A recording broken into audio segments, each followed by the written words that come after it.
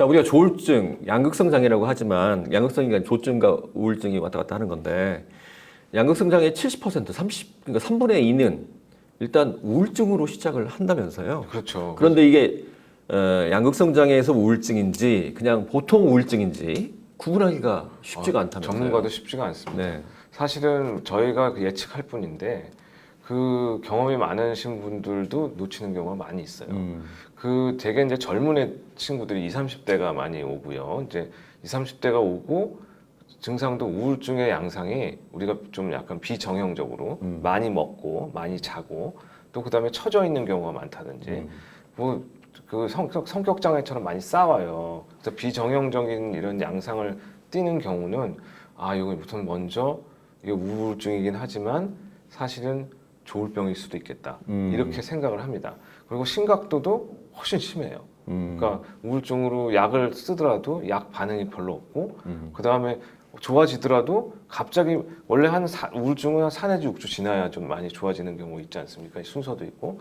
근데 갑자기 어떤 경우는 2주 만에 확 좋아져가지고 선생님 좋아졌어요.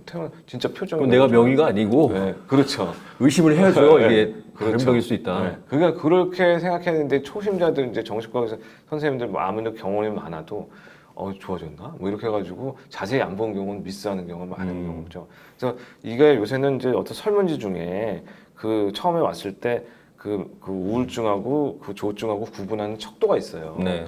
그거를 척도를 이용해가지고 구분을 많이 이제 암시를 딱 요거 보고 위험할 수 있겠다 이런 걸 갖다가 좀 측정을 해볼 수 있는 그런 좋은 지표도 있습니다.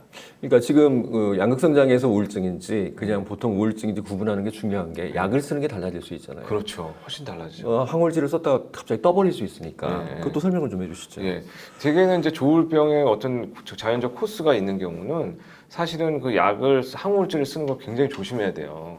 그 어떤 분들은 그래서 아예 쓰지 말라고 하는 사람도 있습니다. 사실 양극성 우울증의 경우는 쓸 수 있는 약이 뭐 우리 메틸페니데이트라는 약도 쓸 수 있고 라모트리진도 쓸 수 있고 우리 세로코이나 뭐 자이펙사라고 해가지고 쿠어타이아핀, 우리 올란자핀 이런 것도 다 쓸 수 있는데 항정신병 약물들을 쓸 수 있다는 예, 뜻이고요. 근데 항우울제도 쓸 수는 있어요. 근데 쓸 수는 있는데 굉장히 조심해서 써야 되거든요. 위험이 뭐냐면 아까 같이 항우울제 쓰면 갑자기 확 좋아져가지고 우울증이었다가 조증이 돼요. 그래가지고 조증이 되니까 이게 원래 사이클이 원래 한 6개월에 한 번, 3개월에 한 번씩 이렇게 돈다고 치면은 갑자기 2주 만에 돌게 되니까 빨리 사이클이 빨라지는 거. 거죠. 사이클 엑셀러레이션이라고 하는데 그 현상이 나타날 수 있고 더 위험한 거는 자살에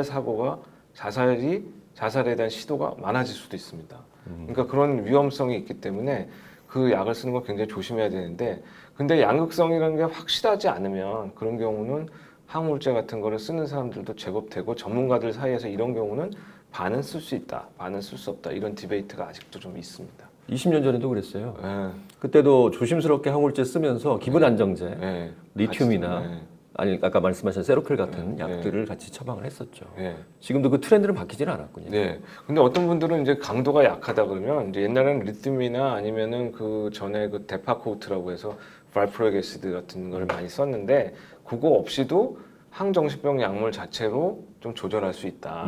이런 트렌드는 요새 있긴 있습니다. 그래서 항정신병 약물만 딱 쓰는 경우도 꽤 있어요. 네.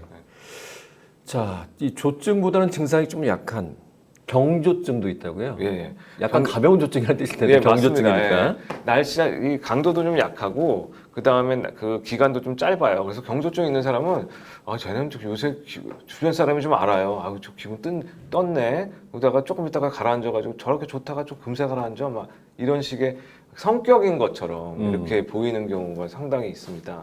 근데 이런 사람들도 그 병원에 오는 경우가 있는 게 지가 괴로우니까 사고치고 뭐 이런 경우가 있으니까 뭐 이렇게 조증만큼 심각하진 않지만 않았지만 예. 그래가지고 병원에 와서 상담을 받게 되죠. 그러면 이게 사이클이 딱 보여요. 그런 경우는 이제 리튬이나 아니면은 뭐 요새 약들 있는 것도 일형하고 비슷합니다. 근데 대신 좀 약하게 써서 컨트롤이 되는 경우 많이 있습니다. 그러니까 병원에 뭐 많이 오지는 않을 것 같은데 많이 오지는 본인이 않아요. 괴로워서 오는 네. 경우 잘 들여다보면 경조증일 가능성이 있다. 그렇죠. 그럼 경조증이니까 나중에 우울증에 또 빠질 수도 있겠네요. 그럼 우울증으로 오는 경우도 제법 있죠. 그러면 경조증이 위험하지 않다 이건 아니네요. 아니요. 위험할 그렇죠. 수 있겠네요. 위험할 수 있네요.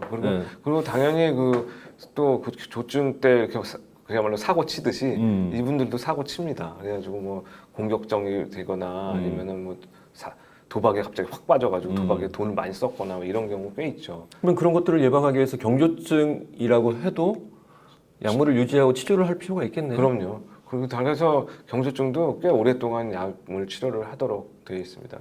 그러면 조증 치료, 그러니까 양극성 장애랑 똑같이 치료합니까? 네, 원칙은 같은데, 근데 증거 수준이 아직은 이제 경조증이 병원에 자주 오지 않기 때문에 증거 수준이 1년 같이 많이 높게 많이 형성돼 있지는 않아요. 그래가지고 거기에 따라서 항정신병 약물만 쓰는 사람도 있고 리튬만 쓰는 사람도 있고 어떤 사람들은 항우울제만 쓰기도 합니다.